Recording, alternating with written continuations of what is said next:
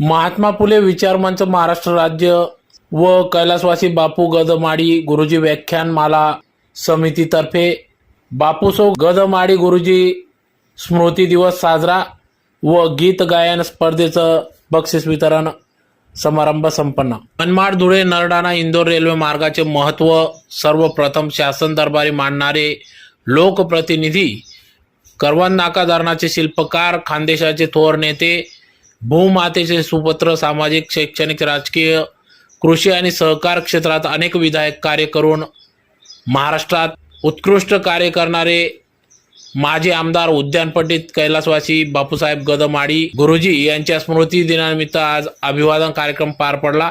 त्यांच्या 46व्या पुण्यतिथीनिमित्त धुळे शहरातील महाजन हायस्कूल येथे अभिवादन कार्यक्रम घेण्यात आला। या कार्यक्रमाप्रसंगी या ठिकाणी नुकत्याच झालेल्या गीत गायन स्पर्धेचं बक्षीस वितरण देखील पार पडले। त्याचबरोबर विविध शिक्षण क्षेत्रात उल्लेखनीय कार्य करणाऱ्या शिक्षकांना या ठिकाणी पुरस्कार देऊन त्यांना गौरवण्यात आले, सन्मानित करण्यात आले।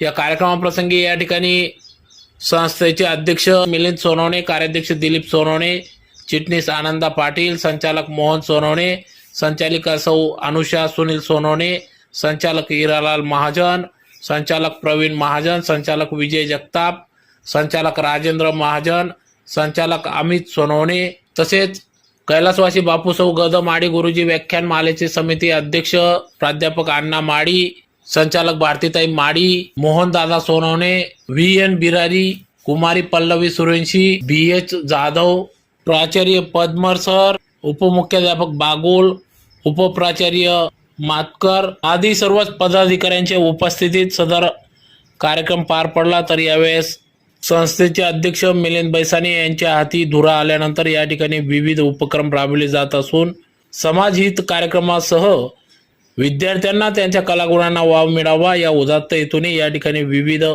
शैक्षणिक कार्यक्रम या ठिकाणी पार पडत आहेत। तर येत्या काळात संस्थेच्या जागेवर टेक्निकल इन्स्टिट्यूट उभारण्याचा मानस देखील या ठिकाणी अध्यक्ष मिलिंद सोनवणे यांनी जाहीर केला। तर त्याचबरोबर गेल्या अनेक वर्षापासून सेवानिवृत्त झालेल्या सर्व मुख्याध्यापक शिक्षकांचा सन्मान देखील येत्या काळात भव्य स्वरूपात कार्यक्रम घेण्यात येईल असं देखील जाहीर केले व गीत गायन स्पर्धेत सहभागी झालेल्या सर्व पुरस्कारार्थींना या ठिकाणी पुरस्कार देऊन गौरवण्यात आले, सन्मानित करण्यात आले।